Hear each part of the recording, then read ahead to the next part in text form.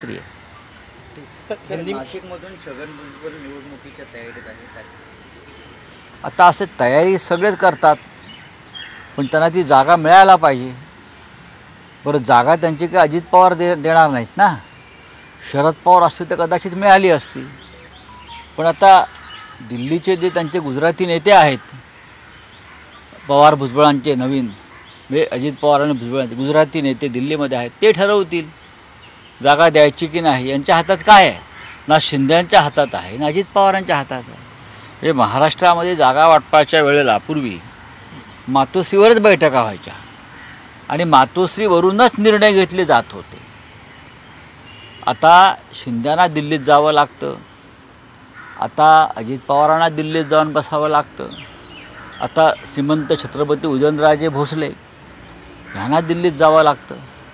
पण महाविकास आघाडीत असलेले छत्रपती शाहू महाराज यांचं तिकीट, यांची उमेदवारी आम्ही सगळ्यांनी मिळून महाराष्ट्रामध्ये त्याचा निर्णय घेतला. हा एक फरक तुम्ही समजून घेतला पाहिजे. आम्हाला दिल्लीत जावं लागत नाही. आमचं जागा वाटप आम्ही महाराष्ट्रात करतो. आम्ही मातोश्रीवर चर्चा करतो किंवा आम्ही माननीय पवार साहेबांच्या निवासस्थानी चर्चा करतो. कारण हे राज्य आमचं आहे आणि हे नेतृत्व या राज्यात आजही पवार ठाकरे यांच्याकडेच आहे, ते राहील. आम्हाला दिल्लीची गुलामी करावी लागत नाही. उद्या बाळासाहेब आंबेडकर हे पत्रकार परिषद घेऊन महाविकास आघाडीमध्ये असणार की नाही हे जाहीर करणार आहेत. आपण आता म्हणाल की ते अजूनही महाविकास आघाडीमध्ये आहेत.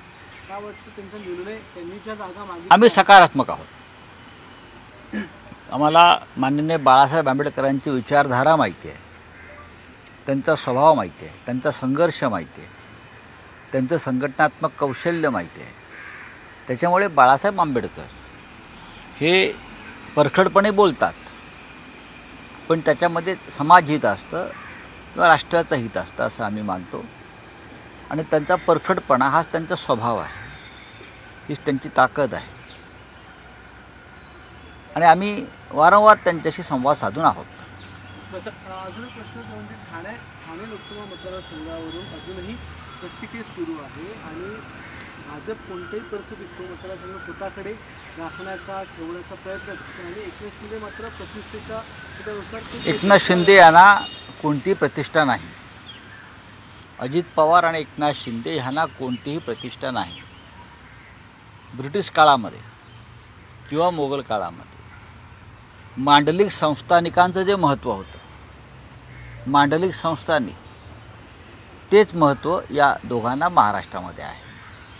स्वतःचे निर्णय घेण्याची कुवत आणि हिंमत आणि अधिकार या दोन्ही नेत्यांना नाही.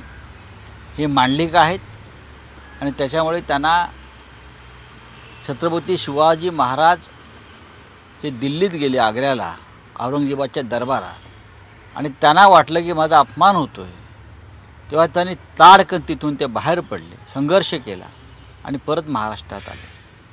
पण या दोन्ही नेत्यांना वारंवार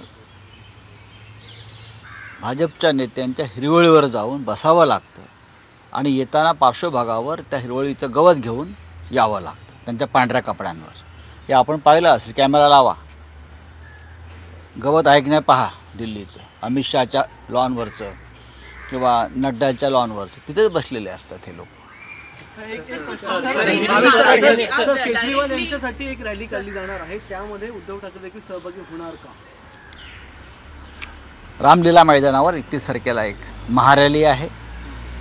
देशभरातून हुकुमशाही विरोधात लोक एकवटणार आहेत.